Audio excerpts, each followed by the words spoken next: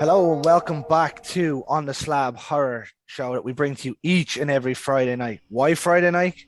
Friday night Because is movie night, it's horror movie night. horror movie night. Um, as you can see, I'm joined here by royalty himself, Mr. Carl Kingwell. How are we doing, my man? All How good? are you? All good, all good. And we have a very special guest here today as well. We're joined here by Mr. Ben Scrivens, who is the owner of Fright Rags, which is a horror merchandise website. Not just any horror merchandise, the best horror merchandise As in seen all of here. America. Well, thank you. Thanks. No, Welcome to the Slab, Ben. How are you? Good. Thanks for having me, guys. I appreciate it. Appreciate you taking the time to come on. For sure. My pleasure. I'm sure a lot of our friends and our listeners are very familiar with your company for good reason, obviously. You know. I think my wife actually might hate you. I've gotten that a lot, actually. I was nearly when Greg sent me the American Werewolf in London set that you put up recently, and my missus was like, no. I was like, look at this, no. So yeah, you probably do get it a lot. Yeah. I've heard stories, people hiding stuff, and I mean to say though, the quality of it's just top end. I couldn't ask for better. Like this t-shirt I have on here is probably 8 years old, and it's still I was going to say at brand new. least 8 years old, if not more. I'm trying to remember when we did that. It's been a while. So yeah, that's This was the first one that I got. And then I got this one, and I got. Do you remember you done the Nightmare on Elm Street 2 collection with the Freddy coming out of Grady's chest? Yes, yeah. That one. That's like my favorite t-shirt. Oh, that was fun. Yeah, that's right. Yeah. That was got to be 7-8 years ago too, right? Almost. Yeah, I got the two of them together. Yeah. Oh, together. Okay, got it. Yeah. Yeah, that's been a while. Yeah, it's like both of them are perfect. Now, where the other one is in the house somewhere, but One of the kids has it. yeah. Sure. So we'll start with just a general easy question. How did you get into the business? It was really kind of sort of by accident in some ways. Like I've always clearly am a horror fan, number one. I mean, I've been a horror fan since I was a kid. So welcome to the club. Exactly. All of us have been, right? And I went to school for graphic design, and I've always liked drawing and filmmaking and music and, I guess the arts, if you will. But I've always liked to be creative and things. So when I got a job out of college, I was working at a very small company. I was the third person hired. I did all the graphic design. It was a laptop bag company right here in Rochester, New York. And I did all the print collateral. I did the website stuff, product photography. So it was fun because I got to do a lot of different things. I wasn't just doing one specific thing, but it was all based on these laptop bags, which were really nice. But I had other passions and desires. And at the time, before my wife and I got married, we were living in an apartment. So we didn't have kids. We didn't have a house yet. So you end up having a lot more time on your hands. And I just would spend a lot of time on message boards. This is back in 2003. So this is pre-Facebook, pre-MySpace, Friendster, all those. You just spend time on message boards. And I would be on these message boards with these people making like Michael Myers masks or Freddy gloves or Jason hockey masks, and I just thought that's the coolest thing. Like, to me, I felt like that was just so creative. And one of them I gravitated toward was my friend Justin Mabry. And if you haven't heard of him, he went on to start Trick or Treat Studios. Wow. But he had a company called Night Owl Productions, and he was just working out of his own workshop. And he and I became really good friends. I mean, we would talk for hours on the phone. And I thought, what can I do? Like, what is something that I could make? I can't really do the mask thing. I have an apartment, and I don't have experience with that. But I always liked t-shirts, and I had a little silk screening experience, at least enough to know the process. And I've always been interested in, again, design and aesthetic and things like that. And I've always known to wear like quirky t-shirts and stuch, even when I was in high school and everything. That's so I started putting, I would just wear like the weird stuff, right? So, it was just quirky, But anyway, I thought of this idea because I was thinking, I don't have any horror t-shirts. I don't have any shirts of movies that I love. And I looked at what was out there, and the only thing at the time was Rotten Cotton, which is still in existence today. Sean Lewis started it back in the 90s. And, they were great shirts, but at the time, it wasn't something that I was like, oh, I need to have those. I was like, okay, those are cool, but I wanted to do something different. And at the time, the whole craze of, what would Jesus do was this big wave, the bumper stickers and everything. And I thought, what would Jason do? It was a joke. It was just a funny joke. And I remember going, what if I did a WW and then I put a hockey mask and then a D and a question mark? That would be funny. Like, to me, you got to know what that means. And most people they would go, oh, that's so cool. And it's not hitting you right over the head. It's like a funny inside joke. And I searched high and low to see. I'm like, no way I came up with this idea. Like, there's got to be something out there. And I couldn't find it at the time. I'm not saying that I definitely invented it, but I certainly spent a long time searching and I couldn't find any evidence of it out there as a product. So I thought, okay, what if I put that on a shirt? And then what if I took that hockey mask and blew it up onto a shirt, just white on black? That would look cool. And then I had this like generic Michael Myers looking thing that said trick or treat on it. So anyway, I showed Justin. He's like, dude, you should put those on my forum, see if people like them. I'm like, maybe I should. Like, yeah. So I posted them with his blessing. And people were writing in going like, yeah, I would totally buy that. And I thought, well, I should probably come up with a website. And I had known how to kind of code a website with HTML. I'm like, I have to figure out how to do the PayPal buy now button. And let's see, what should I call it? Like, what's horror and what's t-shirts? And I'm doing all these things. I'm like, what about Fright Rags? That sounds interesting. So I bought the domain, and I'd never done any of this before. Wow. Ever.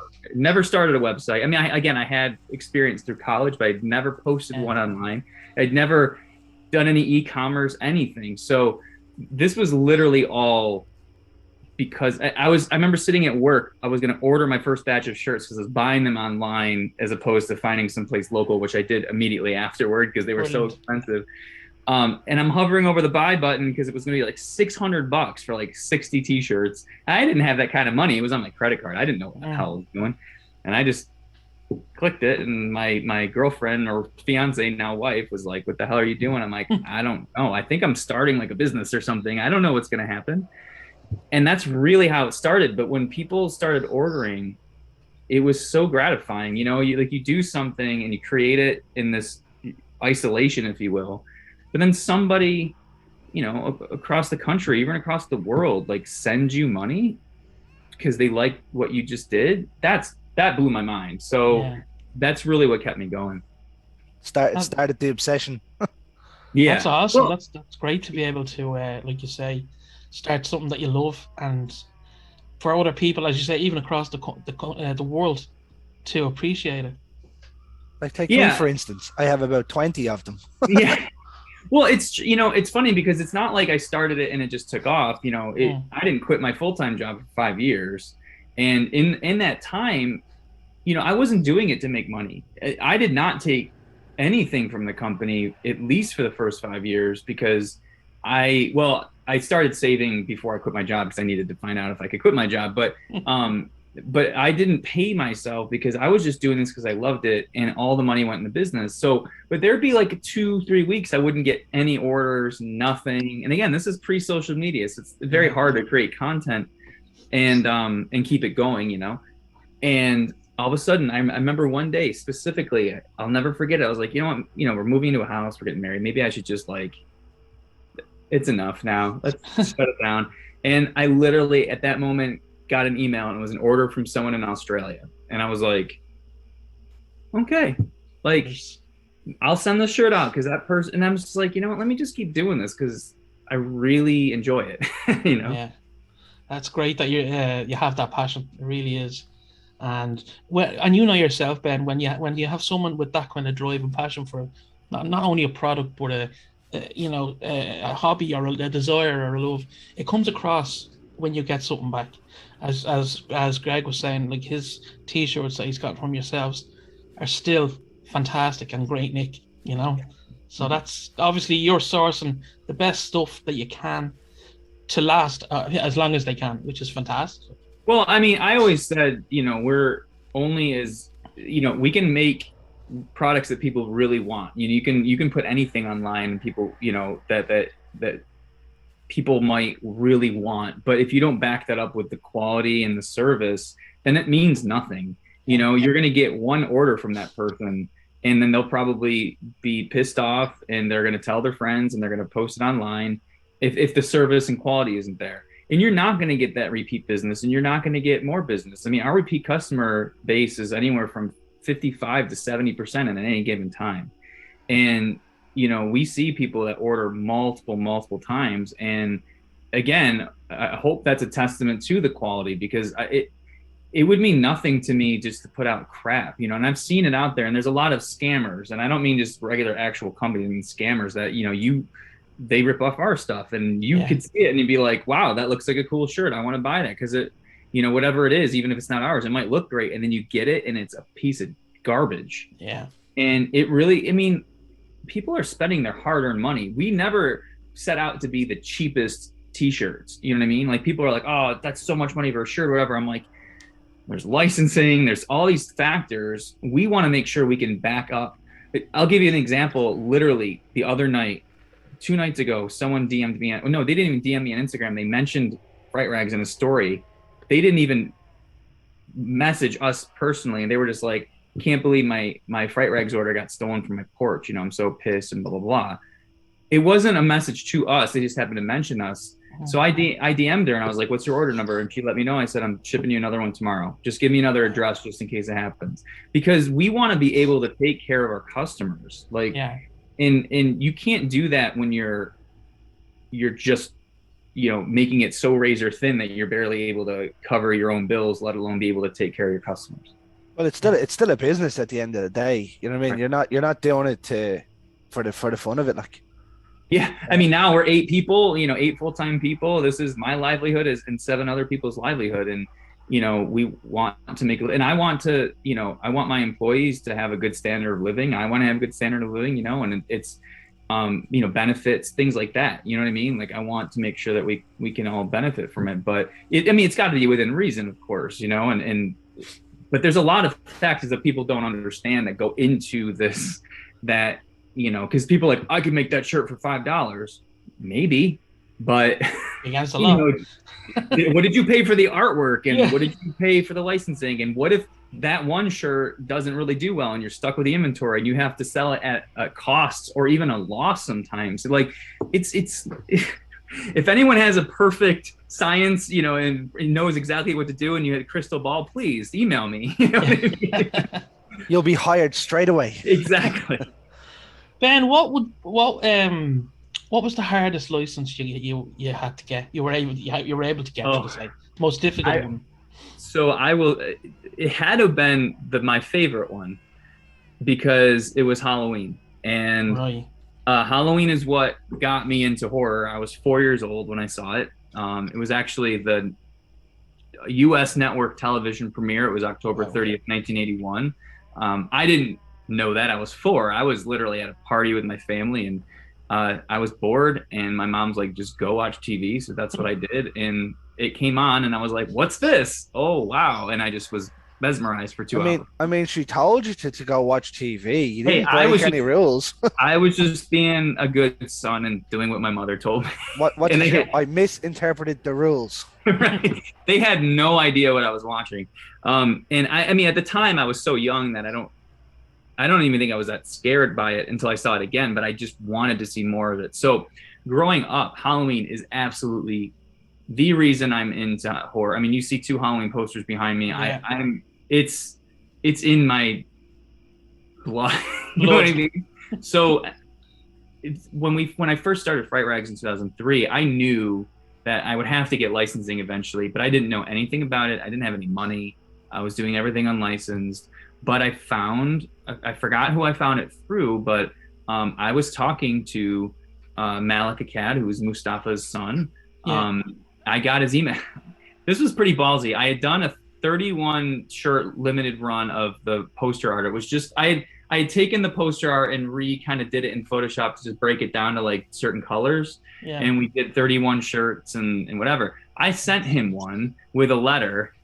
And he wrote me back email, and he's like, well, first of all, you can't sell this. Like, you're kind of breaking the law, you know. Sorry.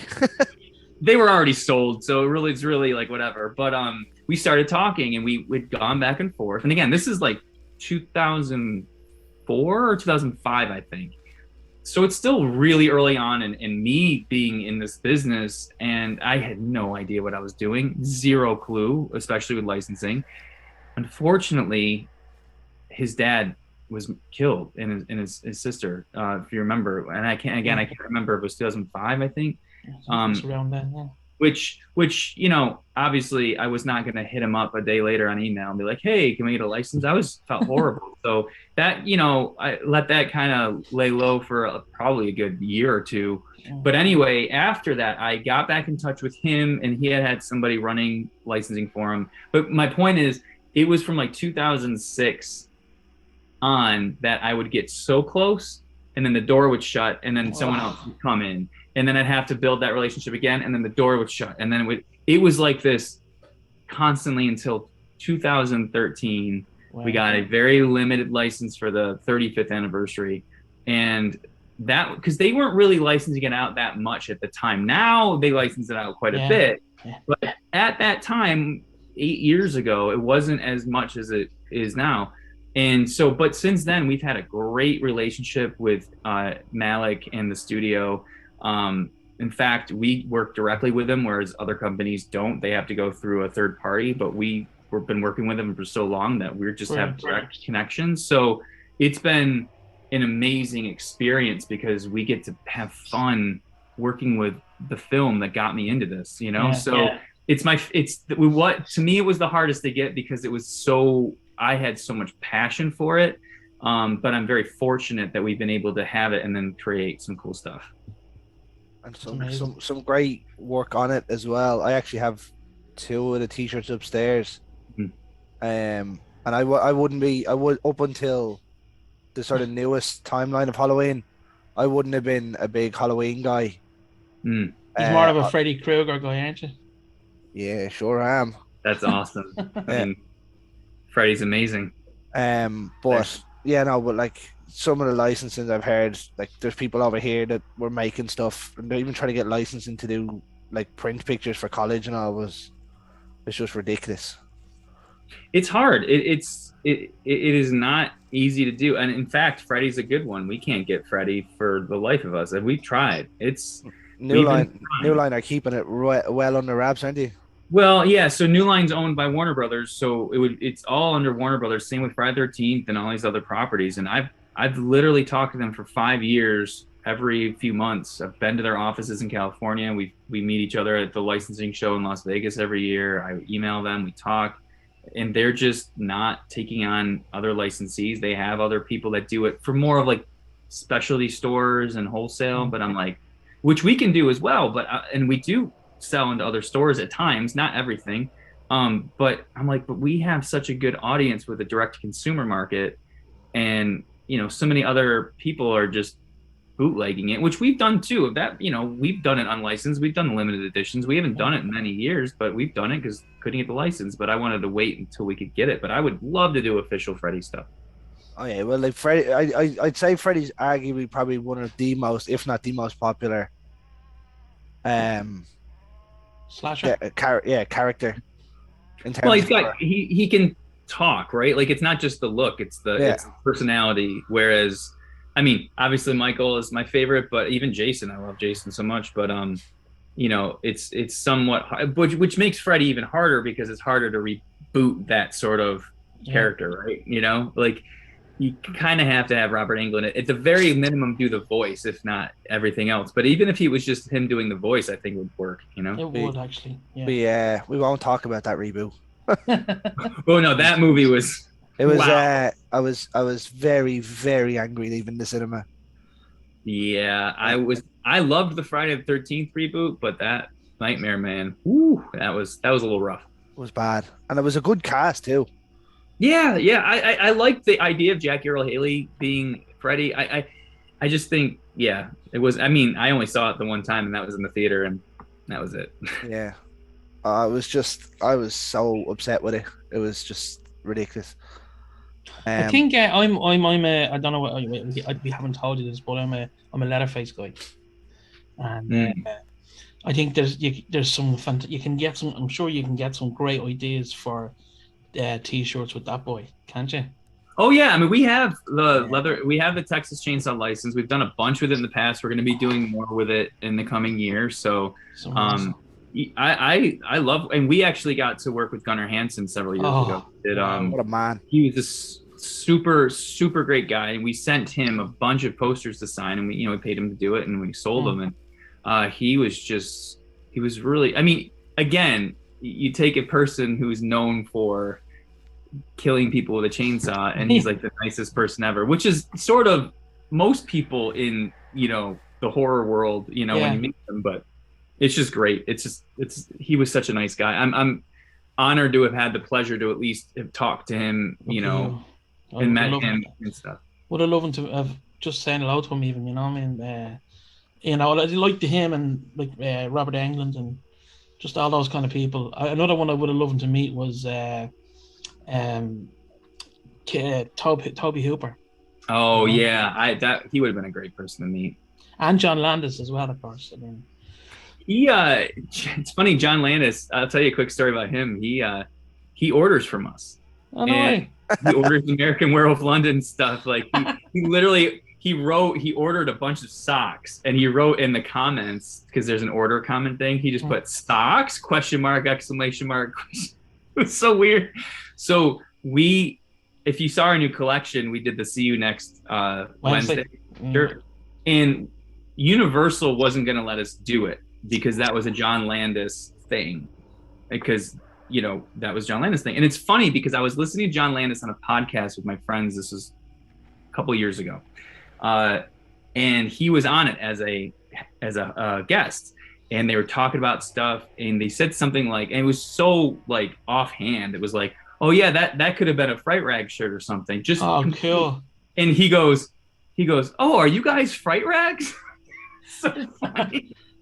So anyway, I wrote him and I was like, hey, can we get permission to use See You Next Wednesday? He's like, yeah, just send me a couple shirts. I'm like, okay, you got it. So he's such a hippie, isn't he? He really is. Like, yeah, he was actually in town.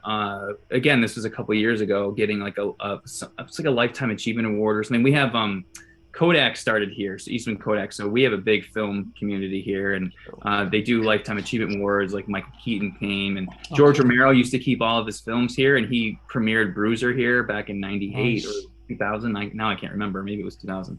Anyway, he came here, and I did reach out to him to see if he wanted to stop by the offices, but I never heard from him. So, and I'm sure he had a tight schedule, but still, I'd say that's a busy man right there. Yeah, exactly. Ben, what films? Like, I don't know are you into modern horror at all? Or I mean, I do my best. I mean, there's so many things out there. I can't keep up with it, but I love the fact that there's so much new horror being made, and not just remakes and reboots. Exactly. New stuff. So yeah, I'm all for it. Yeah. What kind of is there any licenses out there that you'd love to acquire that you can even just discuss with us? You don't have to, if there's nothing going on, don't tell us. But like, if you can just chat with us here, like, is there any you'd love to have on your books? Like, modern horror wise? Yeah. I would like to work with some of the A24 stuff. A lot of people have asked us about Hereditary, Midsommar, and stuff like that, and I've seen other people do it unlicensed, but which is, I'm not putting them down or whatever. I love the stuff that I've seen out there, to be honest with you. I'd want it myself. But I would love to get the licensing, but we just can't. I guess they just don't want to license it out. They want to do their own thing. I don't know what the deal is. I actually, it's owned by Warner Brothers, but I did reach out about Malignant because I thought that would have been a fun one to do. I like them. I haven't watched that yet. Did you watch that yet, Craig? I got it to start and then I fell asleep. I was trying to watch it at 3 a.m. Well, I did the same thing. I was half in the bag. I was half drunk when I put that thing on, but I'll tell you, I was falling asleep during it. But you got to get through like the first half to 3/4, and then you're like, what now? Yeah. And it takes a turn. It's a bit of a slow burn, but once it's on fire, it goes pretty quick. It's wild, but that would have been one I'd like to work on. I mean, we've had the honor of working with like the new Candyman film. Nice. We got to do Halloween Kills, which again was amazing. It's Halloween. And we have I'm not sure if I can talk about them right now, but we have two. Oh man, we have two ones coming up next year that are new movies coming out. I don't know if I can say it Don't actually. say nothing. No, probably not. No, don't risk getting in trouble with it. Tell us off camera if that's okay. Okay, yeah, I can do that. Because I feel like they've been announced, but I don't know if I'm willing. I don't know. I should probably not say it, but there are two movies that are coming out next year that we have the rights.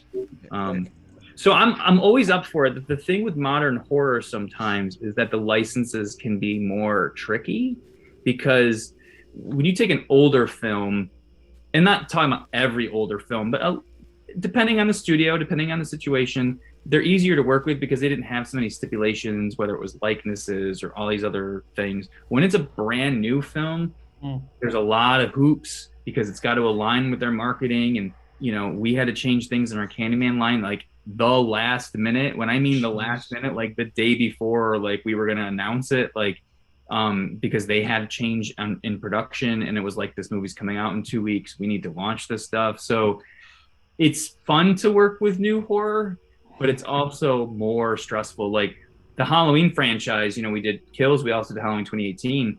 It took time. Like Halloween Kills, we were on, I mean, this was shot in 2019. And I know I think they did some reshoots and re-edits and stuff last year during COVID, but we were waiting on assets, because what they'll do is they'll send you images. And like for 2018, we got the script, we got images of Michael like months in advance, you know, and we have to sign non-disclosure agreements, so we don't share them, obviously. But we need stuff to work with, you know, what can we use? But with a movie like that, it was like 4 studios involved, and it really gets complicated. So, and it gets, for us, it's like, but we need to design this, we need to get it approved, which can take forever. Then we need to market it so people know it's coming, you know. So there's a lot of things that we need to do, and we need time for that, especially if there are revisions. If they don't like what we did and we got to redo it, there goes another week or 2 weeks. So it's really frustrating at times. I mean, it all worked out, and everyone's always great to work with in most cases. Sometimes you get people that aren't. It's just more like you just want to put out the best thing possible, but you have to do it at the right time, you know? Yeah. Well, everything has to be marketed to an extent. Like I remember your build up for the Candyman line. It was the black and orange. Yeah. No, I love the Candyman franchise. Now I wasn't a fan of the new one. And it seems to be a common consensus. You either loved it or you hated it. Yeah.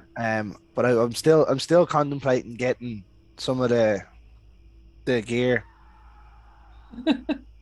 Yeah, I mean, that was one that we had all these other ideas that we had sent into them, lots of concepts, lots of different styles, and we ended up really getting limited. I mean, severely limited in what we were able to do. I think I was happy with what we ended up coming up with, but we had to work within very tight guidelines, and it's just because they had their vision, and I respect that. You know, I'm not gonna slate them for it. No, I'm not angry at that. It's just, it gets stressful because you're like, you're just trying to do the best that you can do. And you're also trying to make them happy because we're representing their brand. So if we're representing their movie, we need to do the best job possible. It's just hard sometimes when we have our own aesthetic and ideas that we can't, I don't want to make it look like we phoned it in to our customers, if that makes sense. Like, I don't want to make it seem like we didn't try. And I didn't think that with Candyman. I overthink things a lot. So sometimes I look at it and go, are people going to think that we just grabbed this thing and did it? But in some cases, that's all you can do. So we try to make the most of it. Again, with Candyman, it worked, and I was very pleased with it, and I was very happy with the way MGM was and everything. So I have nothing bad to say about them at all. It just, at the time, though, it was very stressful. I mean, the design of it, the black and orange with him as his shadow, and all you see is the sort of the jacket and the hook. I was like, yeah, I do like that, and it's kind of a throw to the old one as well. Mm-hmm. In a way, because the way that it was filmed and designed up, I think it kind of took away the older one, the second part, and kind of done what Halloween done. Oh yeah, and just sort of went for it. Yeah. Ben, what is your process for when you're selecting an image? Do you have a committee, or is it like, are you like George Lucas, where you have a stamper and you click it and that's it? It's okay.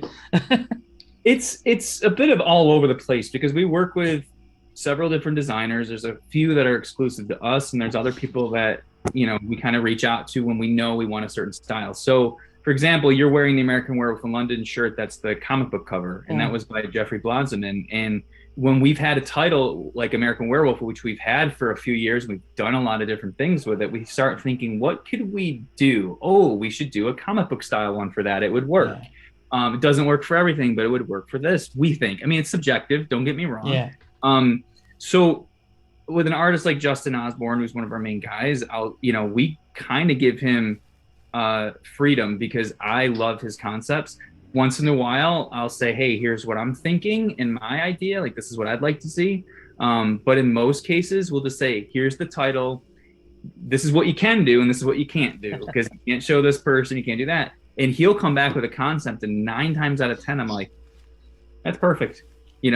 Once in a while we'll tweak it or do something, but almost in every case, because I love when artists have a vision about something, right? Yeah. There are times, like I said, we will go in and say, we want it to look like this, we want to do this or whatever. And then Kyle Crawford, who actually designed this one, it's very similar process where he spits out design after design. And there'll be a lot of times where we give him notes of like, hey, we want it to look like this, or kind of use this aesthetic, and we'll go back and forth. And I mean, there was one night I was over here tweaking colors on that recent Tarman design he did, like for an hour, because I was trying to get it where I thought was right. But there are sometimes he just sends me over something, I'm like, that's done. So it's really, it's a very collaborative process, and there's not one specific way of doing it. It depends on the artist. It depends on the idea. So I love working with creative people. So I like seeing where they take it first, and steering it from there. Awesome. I think you've touched on a character there, Tarman. I love Tarman. It's just such a weird, and he's not even in the film for that long, really. Oh. But what a cool! A friend of mine dressed up as Tarman for Halloween a couple of years ago.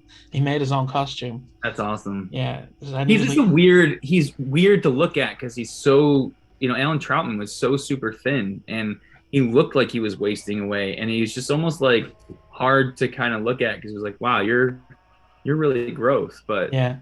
What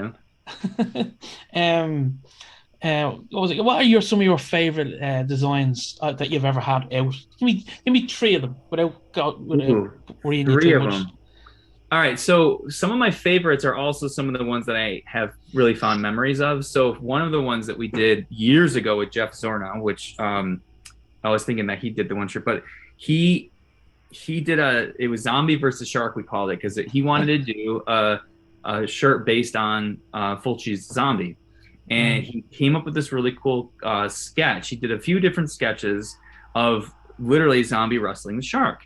And we decided to call it Zombie versus Shark. It was unlicensed, but it was original enough. And we thought, oh, that would be fun. The blood's coming down. It makes Zombie versus Shark and whatever.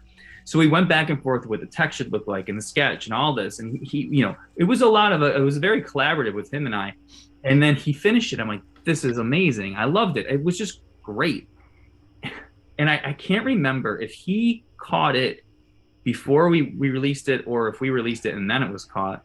But someone said, or he said, oh my God, the zombie has 2 left hands. Because he's reaching around and he's got his left hand around here, but the shark has the left hand in his mouth. And it's cut off. So it's actually 2 left hands. He's like, what do we do? I said, you know what you do? We keep it. Exactly. Fulci would have done that. That's exactly what I said. I'm like, Fulci would have kept 2 left hands. So we're going to keep the left hand. Screw it. And it'll just be a fun little Easter egg, Yeah. And that shirt was actually in a movie called This Is the End with Seth Rogen and James Franco back in 2013. Good movie. Jay Baruchel wore it through the entire movie. That was pretty wild. Cool. So that's one. The classic Halloween that Osborne did, we call it our version 1. It came out about 5 years ago where Michael's kind of looming over Laurie and she's on the stairs. Yeah.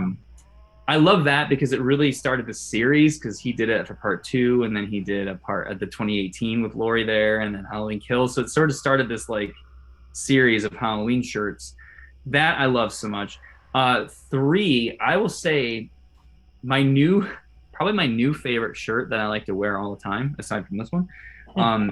We did, so the people who own Night of the Living Dead, and I know it's a public domain film, but they actually, Image 10, who created it, Russ Striner, who played Johnny, and his brother Gary, and all those guys. So they, and Jim Cirinella, they run Image 10, and they do own the trademark to the logo in Night of the Living Dead. Like, you can't just go slapping that on a shirt anymore. That's actually trademarked. So we work with them. They're great people, and they, we work with Kyra Schoen and anybody who was part of the film. Like, they're all very tight in this group, so we know they're getting paid something, for these movies.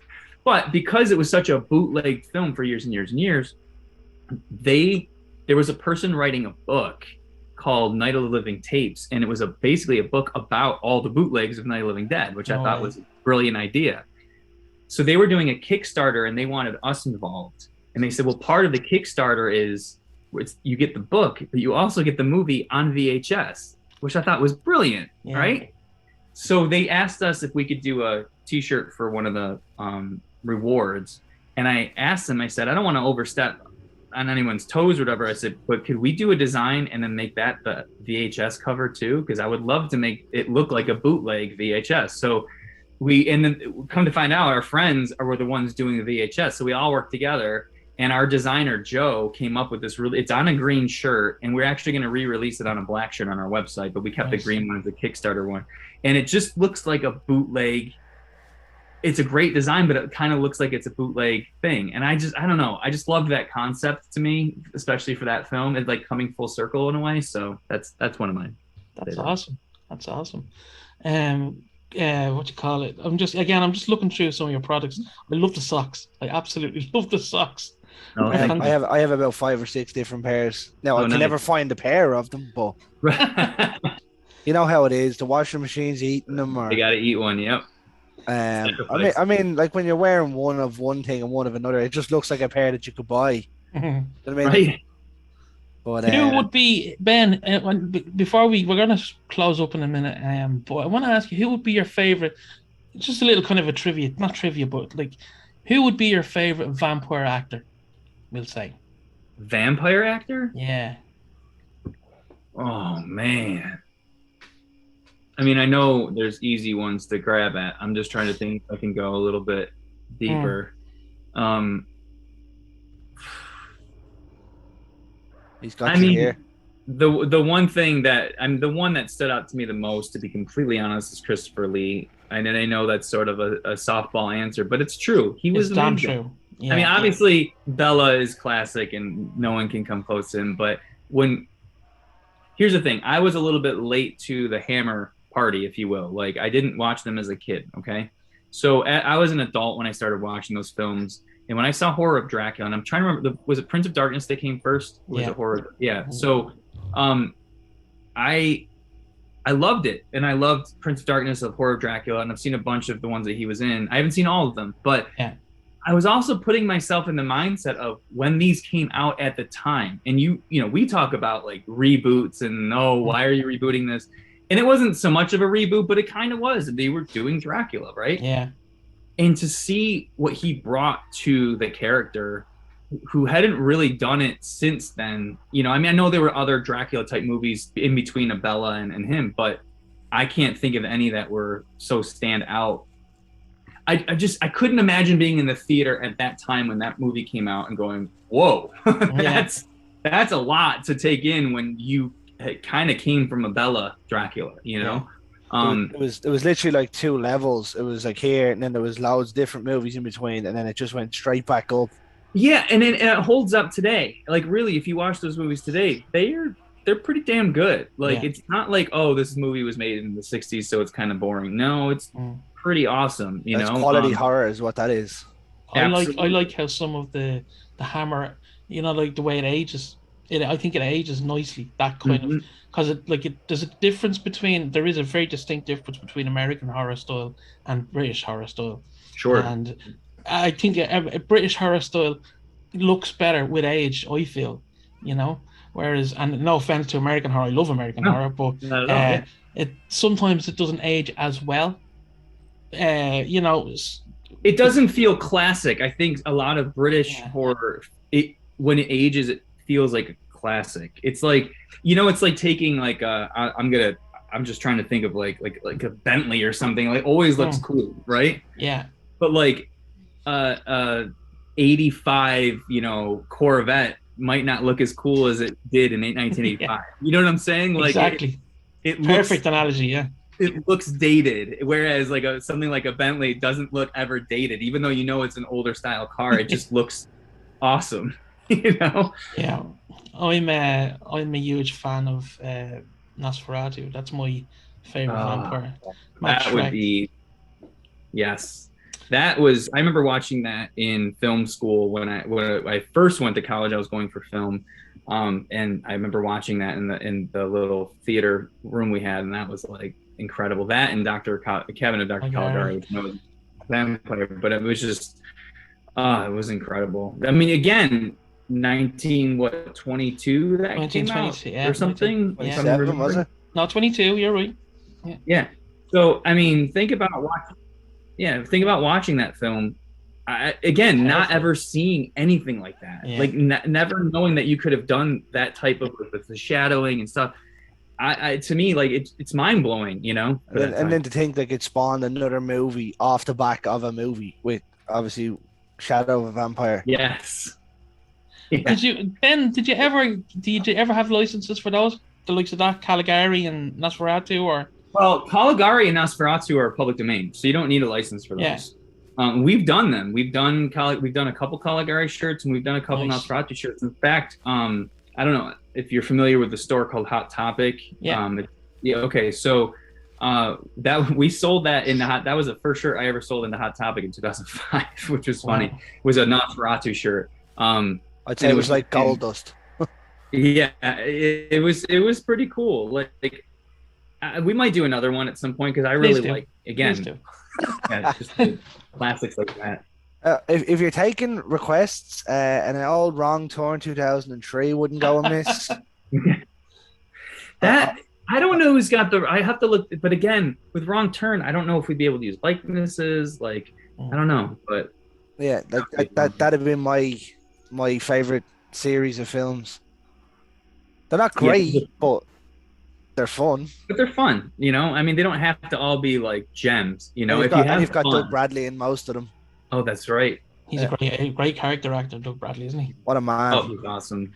He's awesome. Another, actually, before we go, I know I said it earlier on, but Pinhead is another iconic character for t-shirts, isn't he? He really is. That face. Yeah, we had the rights for a while. So the rights are weird with Hellraiser. You can't get 1 or 2. You can only get 3 through like 8. Is that because of the battle that Clive Barker was having to get them back? Yeah, I actually don't know. I know they were tied up with another company. I think NECA had like the perpetual rights for a lot of different categories. So that there's that. There might have been a Clive Barker issue there too. But when we were able to get the rights to anything Hellraiser related, it was 3 through like whatever, 7, 8. I don't remember how many 15. there are. Yeah, it doesn't matter. 3 through whatever. So, and we could only use Pinhead. We couldn't use anything else. So we really tried. I mean, I'll tell you, that's the one license that disappointed me the most, unfortunately. Now, this was going back about 5 years or so. So if we redid it, well, it's even harder to get these days. But if we were able to have another opportunity, it might do better. But it was disappointing because I feel like we put forth a lot of good work, great work, and diversified work. It wasn't all the same style.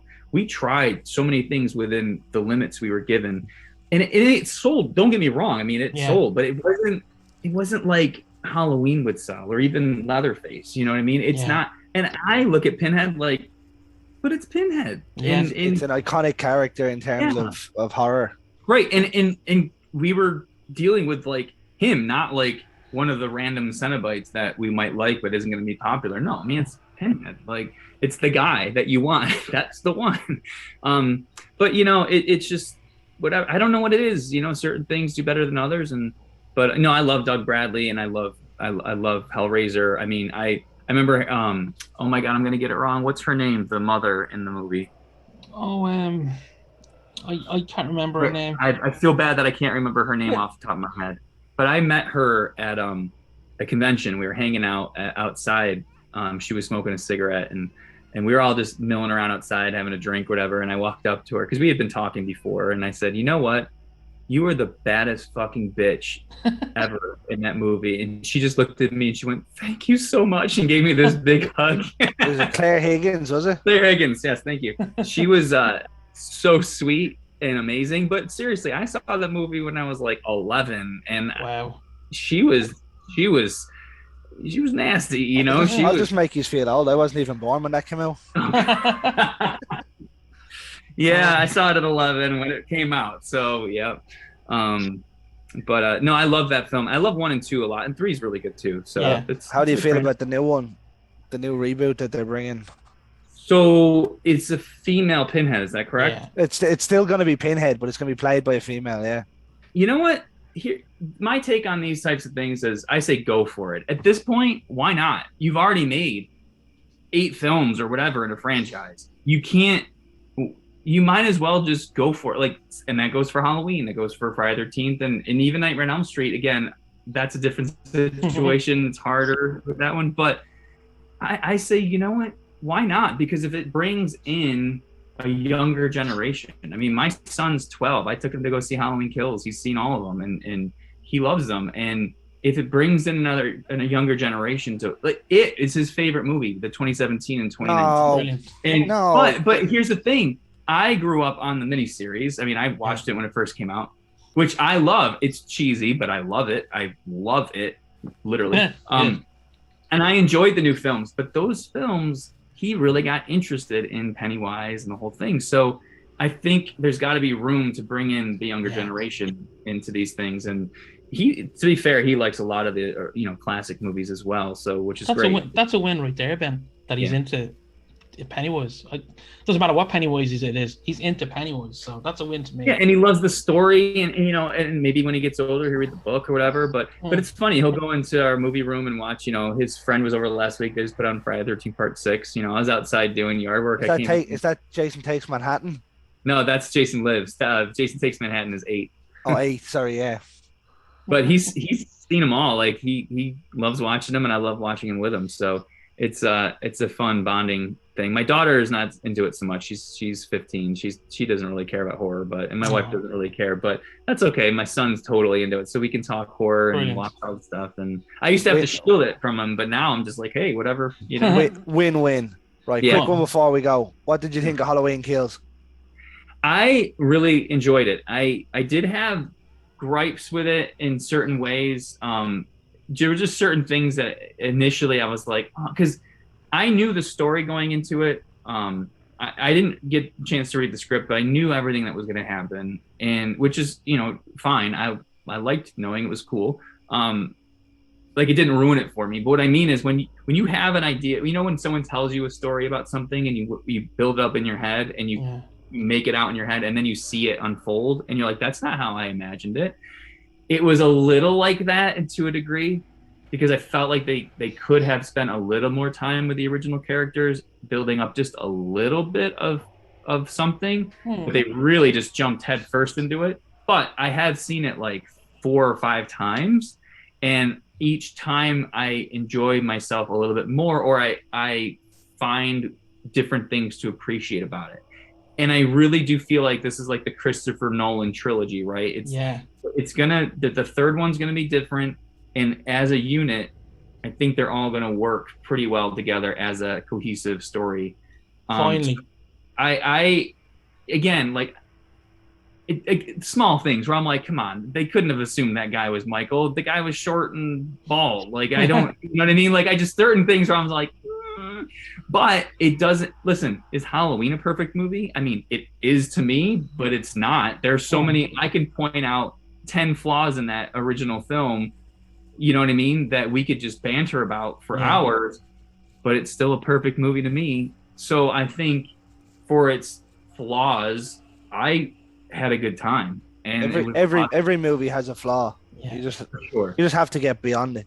And the great thing about that, Ben, is myself and Greg, as he said, weren't overly huge into the Halloween franchise, but those two films so far have really brought us on board now. Well, I'll tell you, like I just said, I watched it 4 or 5 times, and I've seen the Nightmare on Elm Street reboot 1 time in the says theater. It all. And that was 1 time too many. Exactly. So if I've gone back to a film 4 times, clearly there's something enjoyable about it. So I just want to have fun, and I want to see Michael killing people, and I enjoy that take of him. And honestly, again, I think it was the second time I watched it, I kind of realized, I'm like, wow, yes, he's brutal in that sort of Rob Zombie Michael way, but he still retains this eerie quality of the first one, where he's sort of this like observant. I don't know. There's something about it that James Jude Courtney nails of the original. He's very statistic in the way he's doing things. Like you can see him working out the puzzle and how to do it without getting caught. Like we spoke about it on the episode we done on Halloween. Like the scene when they go to Big John, Little John's house, he knocks the front door, and then he goes and knocks the back door, and back to the front, and he leaves the back door open so he gets in. Yeah, like there's almost he's figured his way out.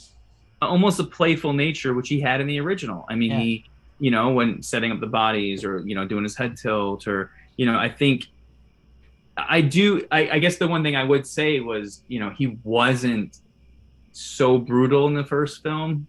It was more stalky, and I wished we had a little bit more of a stalking sense in this one. I was the exact opposite. I thought this is everything Michael should have been. Like the first one is great, and he's supposedly what 20 or 21 or whatever. 21, yeah.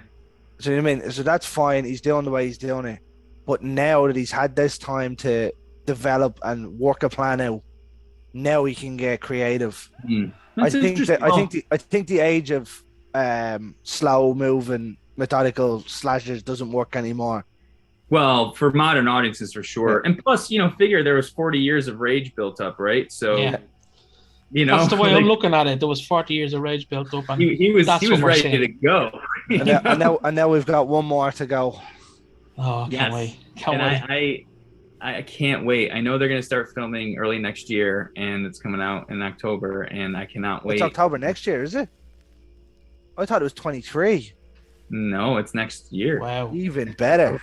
So they're filming it in. I think they're starting it early next year, and then it should be out in the fall. So it's they're cranking right along. I mean, that's kind of what they did with 2018. It was filmed earlier in 2018, and it came out that year. So it just happened to be with Kills. They started it in 2019. It was supposed to come out in 20, but you know. Well, like it takes Scream even there. Like that's been pushed back however many times now. Yeah, it doesn't seem like we're getting any closer to it.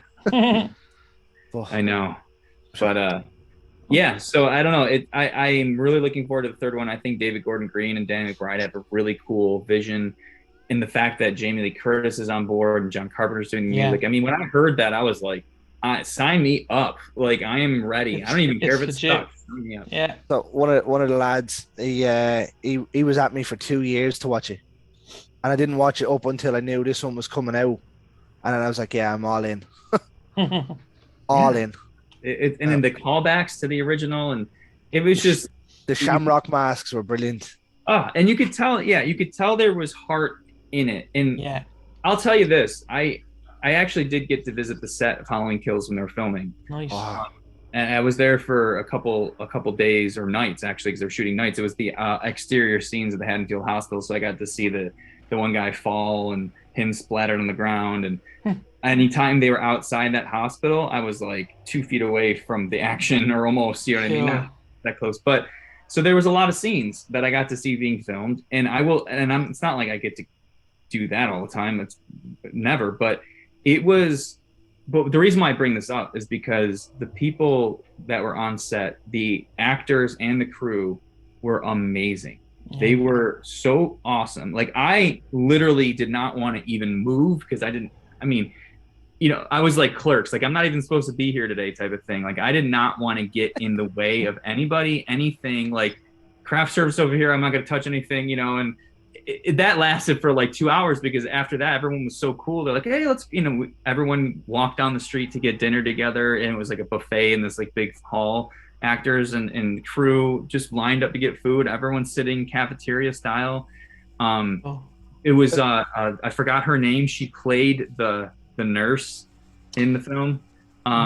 It was her last night on set, so they all had a cake for her, and she was crying. Made a speech, and just witnessing, like, I was hanging out. I mean, Anthony Michael Hall came. I was, hey, Mike Hall, how you doing? I was like, yeah, I know who you are. You know, I mean, I got to talk to Jamie Lee Curtis. I got to talk. I mean, Andy Matichak was sitting next to me, and she had to get on set, and all of a sudden her phone was ringing. Her phone ring was the Halloween theme, which is amazing. Yes. Like, yes. It was just the feeling that, at least when I was there, the feeling I got observing, just as an observer, was such an incredible feeling. And I was like, this is awesome. Like, everybody is so, I mean, Jamie was standing next to me talking to me and one of the producers, just chatting about stuff. We were talking about Knives Out, actually, because it hadn't come out yet. It was coming out in a few weeks. We were really excited. She's dressed up in her full lawyer gear. She's all bloody because it was the scene where she first comes in the hospital. And we're talking, and she goes, oh, look, there's some fans across the street, like, kind of camped out to see some action because it was her first night on set. She's like, I'm going to go say hi to him. So she just beelined it across the street. And one of the producers was freaking out because, like, don't take any pictures because, you know, she hasn't been seen yet back on. It was just wild. So don't take any pictures. Yeah. I don't think that works anymore. Well, you know, it's funny, real quick. The next, I didn't tell anybody I was going. I mean, my family knew, and the people I work with, you know, my coworkers knew, but I didn't tell anybody else. I wasn't going to post anything. I wasn't going to say anything. And the next morning, I had woken up because we were there like all night from like 6, 7 at night to like 6, 7 in the morning. And you get back to the hotel room and trying to get some sleep.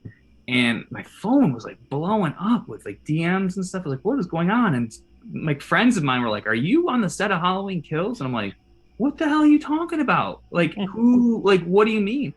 Well, somebody, it must have been one of the people across the street. They were taking pictures, and there's a picture where you can see Jamie Lee Curtis, a few other people, and you can see me because I'm turned around talking to somebody.